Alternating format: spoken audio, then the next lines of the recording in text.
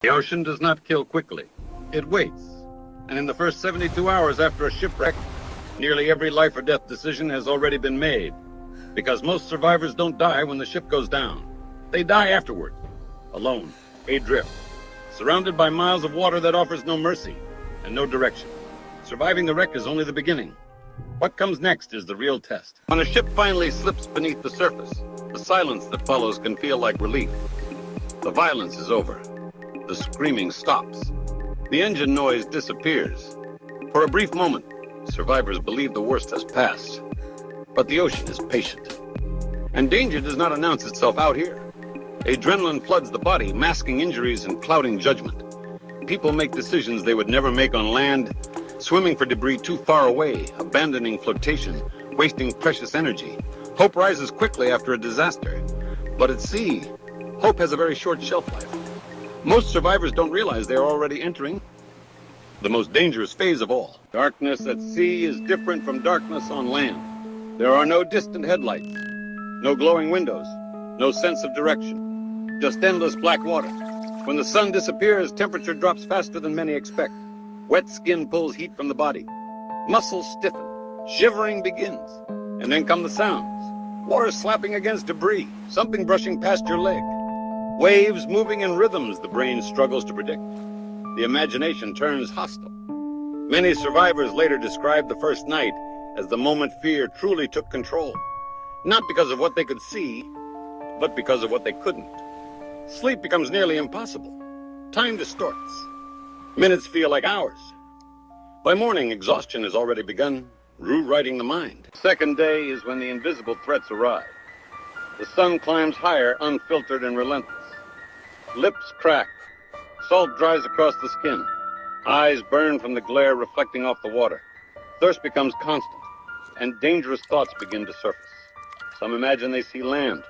Others swear they hear engines. Hallucinations are not rare at sea. They are predictable. The human brain is not designed for endless horizons. It searches desperately for reference points, and when it cannot find them, it invents them. Leadership often collapses during this phase. The loudest voice is mistaken for the wisest one.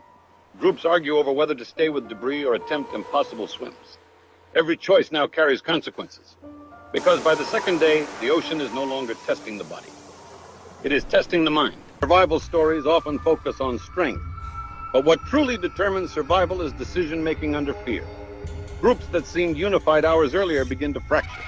One person insists rescue must be nearby. Another becomes certain no one is coming. Panic spreads faster than logic. History shows that many who abandon flotation, even briefly, are never seen again. A single impulsive decision can separate someone from the only thing keeping them alive.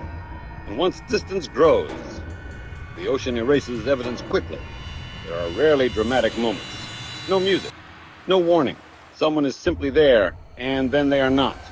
The sea does not need to hunt. It only needs patience. For the third day, a strange calm often settles over the water. Energy fades. Movements slow. Conversations grow shorter. Survivors scan the horizon less frequently. Not because rescue is impossible, but because the mind begins protecting itself from constant disappointment. Search planes can pass miles away without ever noticing a life raft. From the air, even bright colors vanish into shifting patterns of waves. The scale of the ocean is almost impossible to comprehend until you are inside it. Out here, a person is smaller than a shadow, and shadows disappear quickly. Some rafts drift into shipping lanes and are found.